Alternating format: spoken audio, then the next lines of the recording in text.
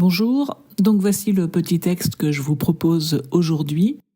N'hésitez pas à appuyer sur pause le temps de votre méditation et ensuite vous pouvez poursuivre si vous le souhaitez la lecture de la vidéo pour écouter ce que ce texte m'a inspiré à moi. Mais vraiment, ce n'est pas une obligation, sentez-vous absolument libre. Le plus important, c'est vraiment ce que le texte vous dit à vous. Et si justement vous souhaitez partager, mais là non plus ce n'est pas une obligation, faites-le en toute liberté si vous le désirez. Donc si vous souhaitez partager ce que le texte vous a inspiré, n'hésitez pas à le faire en commentaire. C'est vraiment toujours inspirant de voir à quel point l'Évangile parle à chacun de manière très personnelle. Donc n'hésitez pas. Bonne méditation.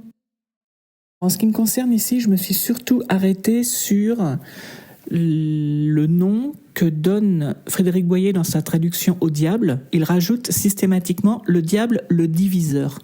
Et c'est effectivement en fait l'action du diable, c'est de nous diviser et de chercher à nous opposer en fait à Dieu.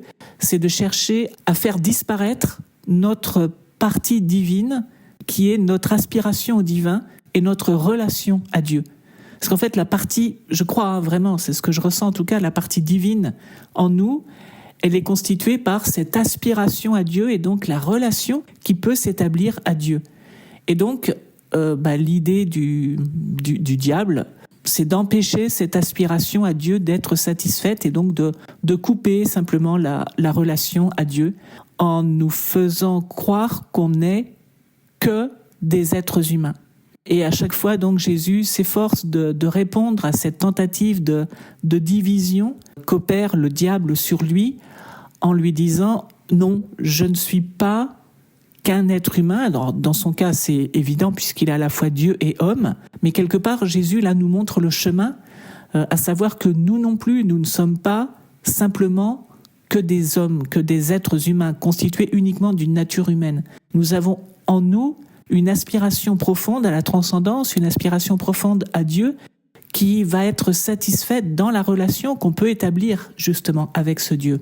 Et donc je crois que c'est tout l'enjeu en fait de ce texte et ce que nous rappelle ce texte, à savoir non, on ne peut pas vivre uniquement de pain, on n'est pas fait uniquement pour la gloire de ce monde, pour gagner de l'argent, pour avoir du pouvoir, etc.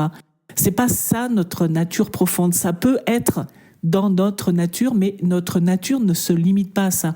On n'est pas uniquement sur terre pour manger, avoir du pouvoir, pour gagner de l'argent, pour dominer, etc.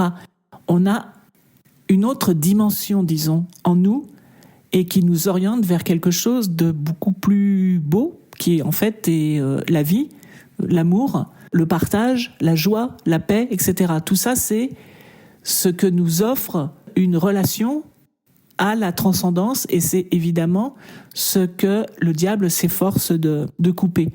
Et avec aussi au verset 13, cette idée de mettre à l'épreuve donc Dieu, c'est-à-dire vraiment de douter de sa bonté. Et ça aussi, quand on est dans un cheminement spirituel, on peut avoir cette tentation, en tout cas moi je l'ai assez souvent, de douter de la bonté de Dieu. Et le discours du diviseur, il est très simple, c'est non mais tu vois, Dieu il n'est pas aussi bon que ce que tu crois, Dieu t'a abandonné, Dieu, etc., etc., etc.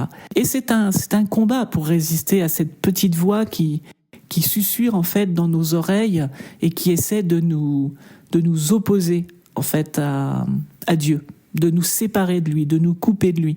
Et c'est vraiment, je trouve, ce qu'on retrouve dans ce texte. Et à chaque fois, Jésus nous montre que non, que la coupure d'avec Dieu, c'est pas la solution, c'est pas la bonne solution.